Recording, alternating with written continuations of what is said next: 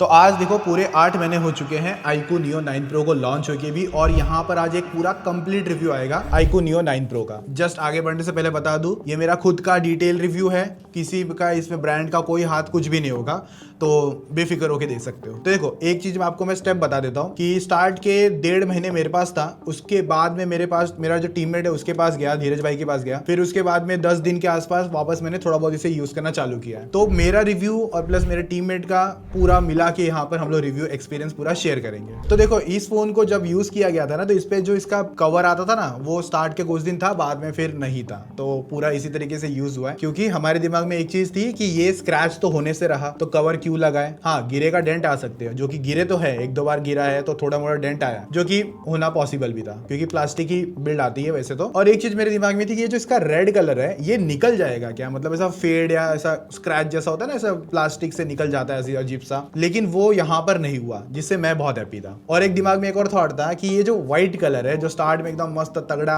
Washing powder Nirma जैसा था, तो अभी भी ये वैसा रहेगा कि नहीं। तो जितना देखो सिंपल है, व्हाइट व्हाइट होता है, व्हाइट का काम है थोड़े दिन अच्छा चमकना, उसके बाद में गंदा जरूर होता है। तो यहाँ पर वो सीन हुआ है, अगर देखोगे तो व्हाइट अभी थोड़ा सा ग्रे हो चुका है, और थोड़े से यहाँ पर जो व्हाइट और जो रेड वीगन है उसके कॉर्नर पर हल्का सा, मैं कहूंगा मतलब अजीब सा थोड़ा सा डार्क कलर हो गया है। लेकिन एक चीज है, स्टिल हाथ में एक फोन अच्छा लग रहा है, प्रीमियम लग रहा है। जब ये फोन स्टार्ट में आता है तो इसके अंदर वो रहता है ना टेम्पर्ड वगैरह, क्या स्क्रैच गार्ड रहता है, तो अभी पिछले 1 महीने पहले ही इसे निकाला गया, क्योंकि जो स्क्रैच गार्ड था ना पूरा अजीब सा हो गया था, डिस्प्ले ढंग से दिखती नहीं थी, तो निकालना ही पड़ा। तो अब जब हमने इसे निकाला तो 1 महीने के अंदर ऑलमोस्ट इस पर माइनर से स्क्रैचेस तो जरूर आए। तो स्क्रैचेस तो आने हैं, तो टेम्पर्ड जो भी मिलता है मार्केट में वो लगा के ही यूज करना। बाकी देखो एक चीज है, इस फोन को लेकर हमेशा प्रीमियम वाली बातचीत तो रही है, हाथ में पकड़ने में भी अच्छा लगता है, हैवी भी नहीं है, इन हैंड फीलिंग काफी अच्छी है। तो बेसिकली बिल्ड डिजाइन क्वालिटी में मेरे हिसाब से खरा उतरा है। बस हाँ, व्हाइट कलर जैसे मैंने कहा गंदा होता है, वो हुआ भी था। बाकी जब इसे बीच में बारिश भी हुई थी, बारिश का मौसम भी आके गया था, तो IP54 की रेटिंग थी, पानी में जा तो नहीं सकता था, पर पानी के छींटे बीटे झेल लेता था। और आयर ब्लास्टर जितना मेरा तो कुछ काम आया नहीं करता है, बहुत लोग नहीं करते हैं, सही बताऊंगा, धीरज भाई ने भी नहीं किया। देखो डिस्प्ले भी इस फोन का मेरे हिसाब से अच्छा पॉइंट है, क्योंकि एक तो ये ब्राइटर बहुत है, मतलब जितने टाइम भी इसे यूज करके देखा है ना, एक तो 3000 निट्स है,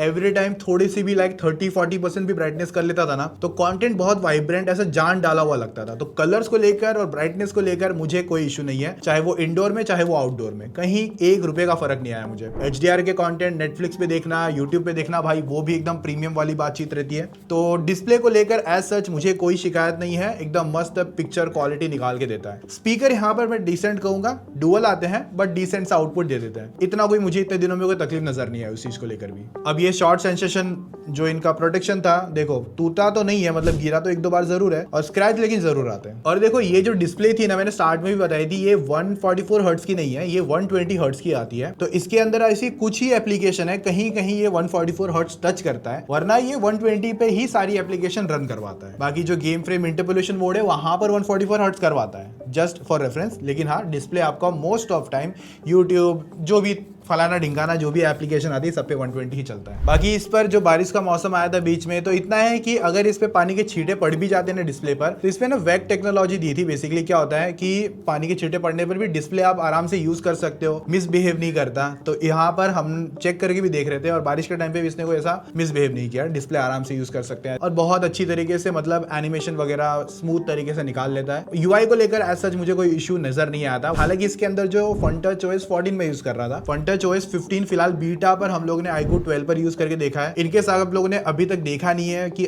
FunTouch OS 15 या Vivo का जो FunTouch OS है वो कैसा आने वाला है, क्या क्या फीचर्स आने वाले हैं, या इसके अंदर आगे जाके कैसी अपडेट्स आने वाली है। तो उसके लिए आप ये वीडियो मैंने आई कार्ड में कहीं दे दी होगी, क्लिक करके चेकआउट कर सकते हो। बाकी इसका डिस्प्ले 1 हर्ट्ज से 120 हर्ट्ज पर पूरा शिफ्ट कर जाता है, नीड नहीं है तो 1 हर्ट्ज पर आएगा, और जब नीड है तो 120 हर्ट्ज तक पूरा पीक भी करता है। और एक चीज है, इसका डिस्प्ले ना सामने से जितने बारी मैं देखता हूँ ना, आज भी 8 महीने बाद जब फोन लॉन्च हुए मार्केट में बहुत सारे, उसके बाद में भी इसका डिस्प्ले प्रीमियम है, बेजल्स भी बहुत कम है, एक्चुअली ना के बराबर है, तो जिसकी वजह से अच्छा खासा पूरा प्रीमियम डिस्प्ले एक्सपीरियंस आ जाता है। बाकी अगर आपको डिस्प्ले में एनहांसमेंट और एक्स्ट्रा चाहिए होगी, तो आपको डिस्प्ले में कुछ सेटिंग्स ऑप्शन मिलते हैं, उनको क्लिक करके आप बेनिफिट ले सकते हो। और जो डिस्प्ले स्क्रीन कलर है वो हमने रखा है ब्राइट पर, तो थोड़े से अच्छे कलर निकलते हैं। रही बात पावर, स्नैपड्रैगन 8 Gen 2 है। अभी भाई ऑलमोस्ट 36-35,000 पे आपको 8 Gen 2 का प्रोसेसर मिल रहा है। अभी यहाँ पर एक चीज चीज और नोटिस है कि एक तो इसका जो 128 वाला वेरिएंट आया करता था वो मिलता नहीं है, और वो 128 जो वेरिएंट है ना उसमें UFS 3.1 की स्टोरेज थी। बाद में जो आपके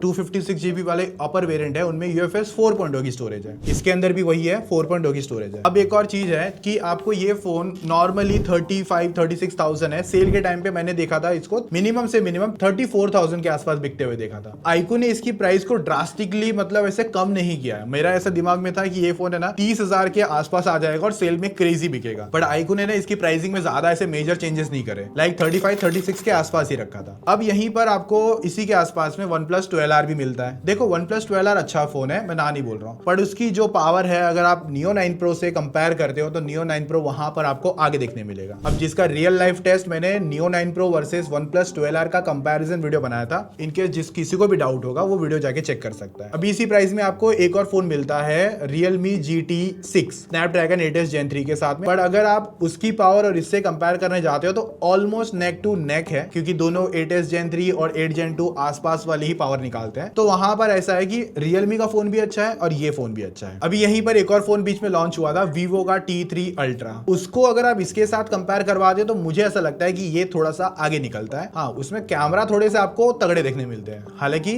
Vivo ने उस फोन को गेमिंग बोल के लॉन्च भी नहीं किया था, वो ओवरऑल सारे सिनारियो में बेस्ट हो सके उस हिसाब से उस फोन को लॉन्च किया गया है। सबसे पहले तो एक और इनका सेकेंडरी चिप भी आता है सुपर कंप्यूटिंग चिप Q1, उसको मैं ऐसा सिंपल बता दूं, वो बस आपका गेम इनहैंसमेंट में आपको मदद करवा के देगा। जैसे कि अगर आपका नॉर्मल 90 FPS इसमें आप मैक्सिमम खेल सकते हो BGMI इंडिया में, तो वहां पर आपको ये फोन है ना ज्यादा से ज्यादा मतलब फिर क्या करेगा, गेम फ्रेम इंटरपोलेशन या उसको जब ऑन करते हो तो उसमें 144 हर्ट्ज पे गेम कन्वर्ट होता है, बट क्या करता है 72 वाले FPS को मिनिमम रखता है, उसके बाद में बीच में एक एक करके एड ऑन्स आपको देखने मिलते हैं। इतना मैं कहूंगा कि आपको बस 2 फ्रेम के बीच में एक नया फ्रेम एड ऑन करता है उस सुपर कंप्यूटिंग चिप 1 की वजह से, बट मैं उसे मोस्ट ऑफ टाइम या मैंने आज तक बस उसको ऑन भी नहीं करा है, फ्रैंकली बोलूंगा। क्यों? क्योंकि कब क्या होता है जब मैं इसे ऑन कर लेता हूं ना तो मेरी गेमिंग परफॉर्मेंस थोड़ी सी खराब हो जाती है, क्योंकि जब मैं इसे ऑन करके खेल रहा हूं तो वहां पर मुझे थोड़े से एक्स्ट्रा फ्रेम की वजह से कभी कभी थोड़े से एनिमी जब आसपास में आते मैं कहूंगा ज्यादा हैवी स्टटर देखने मिलता है। अगर आप कभी टाइम पास कर रहे हो तो उस हिसाब से ठीक है, बट अगर आप थोड़ी सी गेमिंग में ज्यादा इंटरेस्टेड हो तब आपको वो मोड ऑन रख के खेलना है, उससे ज्यादा बेटर एक्सपीरियंस आपको नॉर्मल पे आ जाएगा। 90 इसका अच्छा है।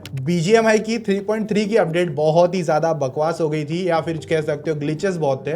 गेम मोड बहुत अच्छा था, इवेंट बहुत अच्छा आया था, बट उसके अंदर ग्लिचेस इतने थे कि आईफोन तक भी लैग हो रहे थे, तो इसके अंदर भी लैग वाला थोड़ा सा सीन आया था। बट ये जो नई वुल्फ वाली मतलब 3.4 की जो अपडेट आई है BGMI पर, भाई बहुत क्रेजी अभी वापस परफॉर्म कर रहा है। ऑलमोस्ट आपको अच्छा खासा, मैं 90 तो नहीं कहूंगा बट 80 अबव वाले FPS आपको आराम से करने मिल जाते हैं। तो इतना मतलब सिंपल है। अगर आप इस फोन पर गेमिंग के लिए आज के टाइम पे भी देखते हो या फिर दिसंबर एंड तक भी देखते हो तो आपको गेमिंग काफी तगड़ी मिल जाएगी आराम से। आप इसके अंदर 60 वाली गेमिंग तो अच्छे से कर ही पाओगे, और रही बात जब 90 करने बैठे हो तो मैं नहीं कहूंगा कि 90 कांस्टेंट आते हैं, बट 80 अबव ऑलमोस्ट या 75 to 80 वाले FPS आपको आराम से करने मिल जाते हैं। तो गेमिंग के लिए यहाँ पर आज भी स्टिल अच्छा रेकमेंडेड फोन है, और अगर आपका बजट 30 से लेकर 40 के अंदर है तो iQOO Neo 9 Pro still recommend list में जरूर पहले आता है। तो इसमें अगर बैटरी का थोड़ा सा बता दूं गेमिंग को लेकर, तो अगर आप 60 FPS का गेमिंग आधे घंटे के लिए खेलते हो तो वहां पर 13-14% का बैटरी ड्रॉप होता है, और अगर 90 FPS प्लस आप स्क्रीन रिकॉर्डिंग ऑन करके खेल लेते हो तो वहां पर 14-50% का ड्रॉप हो जाता है। तो अराउंड 27-28% तक का बैटरी ड्रॉप एक घंटे के अंदर, अगर आपका सिंपल दोनों का सिनारियो बताऊं उस हिसाब से, तो निकल कर आता है। और अगर आप PUBG पे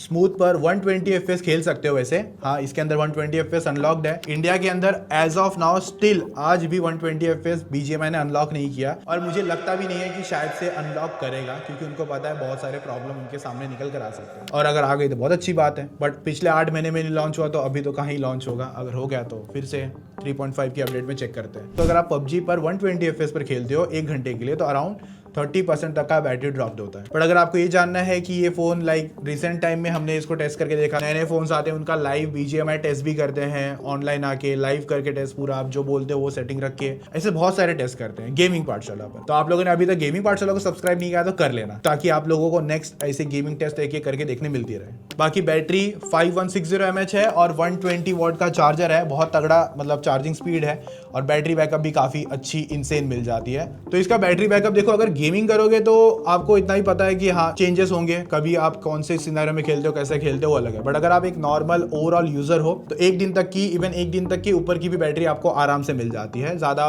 टेंशन नहीं है। बट चार्जर भी फास्टर है, तो आप जब लगाओगे तो चार्जिंग भी बहुत जल्दी हो जाता है। 20-25 मिनट के अंदर पूरा फोन 100% चार्ज, तो चार्जिंग को लेकर भी भाई ऐसे कोई इश्यूज नहीं आए। पर हाँ एक चीज बताना भूल गया, 90 FPS जब खेलोगे ना तो फोन थोड़ा सा गर्म होता है, वो सभी फोन का है, तो इसमें गर्म होता है लेकिन इतना फील नहीं हो पाता, क्योंकि यहाँ पर अपने को मिलता है एक वीगन लेदर और साइड में प्लास्टिक फ्रेम है। अगर ये मेटल या स्टेनलेस स्टील वगैरह कुछ होता तो वहाँ पर थोड़ी सी हीटिंग और ज्यादा फील आती है। बाकी इसका इन डिस्प्ले फिंगरप्रिंट स्कैनर है भाई, हर टाइम अच्छी तरीके से इसने काम करके दिया है, और इसकी हैप्टिक्स मोटर्स भी है ना, वो भी अच्छी काम करती हुई नजर आई। बाकी 5G कनेक्शन भी भाई इसके अंदर अच्छा है, मतलब नेटवर्क कनेक्टिविटी में अगर वाईफाई में स्विच करना हो गया वो भी एकदम सॉलिड था। वाईफाई की 5G स्पीड भी एकदम सॉलिड निकल कर आती है। VNR का भी सपोर्ट यहाँ पर अच्छी तरीके से देखने मिलता है। तो कनेक्टिविटी को लेकर भी मुझे कोई इससे ज्यादा पंगे नजर नहीं करवाए। बस हाँ कभी कभार छोटे मोटे बग्स तो देखो किसी ना आईफोन्स में भी आ जाते हैं, कभी कभी स्क्रीन अटक गई या कोई ऐप अटक गई, वो छोटा मोटा तो हर फोन में किसी ना किसी में। तो UI एक्सपीरियंस को लेकर इतना बता दूंगा, तो FrontTouch 14 था जितना टाइम हमने यूज करा था इस पर। तो एक्सपीरियंस FrontTouch 14 में ऐसा है कि कोई ज्यादा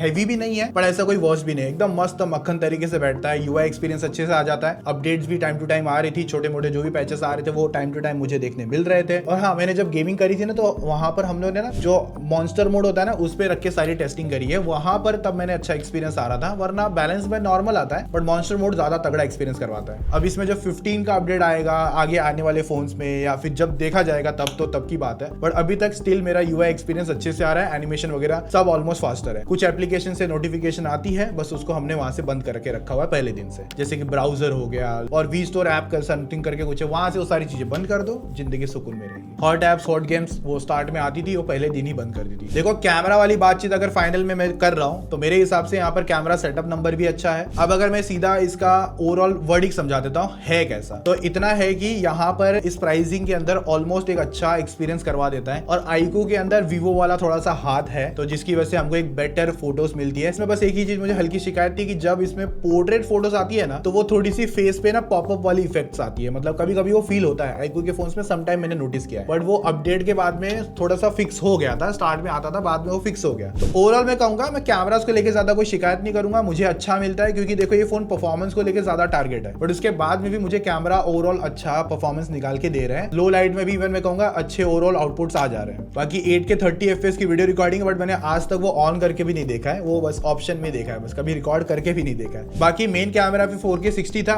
कभी कभार हमने कुछ वीडियो रिकॉर्डिंग वगैरह ट्राई करके देखी है, कुछ सैंपल्स आप चेकआउट कर सकते हो। वैसे भी मतलब मैं देखो मेरा अगर मैं एक्सपीरियंस बता दूंगा तो मैंने हर प्राइस में अलग अलग फोन यूज करता हूँ, तो मुझे वीडियो रिकॉर्ड में ज्यादा जो अच्छा लगता है फ्रैंकली बोलूंगा वो आईफोन्स लगते हैं। और उसके बाद सैमसंग की फ्लैगशिप सीरीज या iQOO का 12 भी हो गया, वो भी अच्छा लगता है। इसके अंदर मैंने मतलब वीडियोस वगैरह आप अच्छी से ले सकते हो, इतना मैं कह सकता हूँ। सो ऑलमोस्ट पूरे 8 महीने के बाद में मुझे स्टिल इस फोन से कोई शिकायत नहीं है, फोन अच्छा परफॉर्म कर रहा है। तो डेफिनेटली इतना है कि आज के टाइम पे स्टिल 35,000 के अराउंड आता है ये फोन और अच्छा है। बट मैं इतना कहूंगा कि अगर ये फोन आपको सेल के टाइम पे 33,000 के आसपास मिल रहा है तो एक अच्छा ऑप्शन है, और शायद आने वाले टाइम में और ये फोन हमको थोड़ा सा कम में देखने मिल सकता है। तो ये थे मेरे सारे थॉट्स, मेरे सारे ओपिनियन, मेरे सारे रिव्यूज।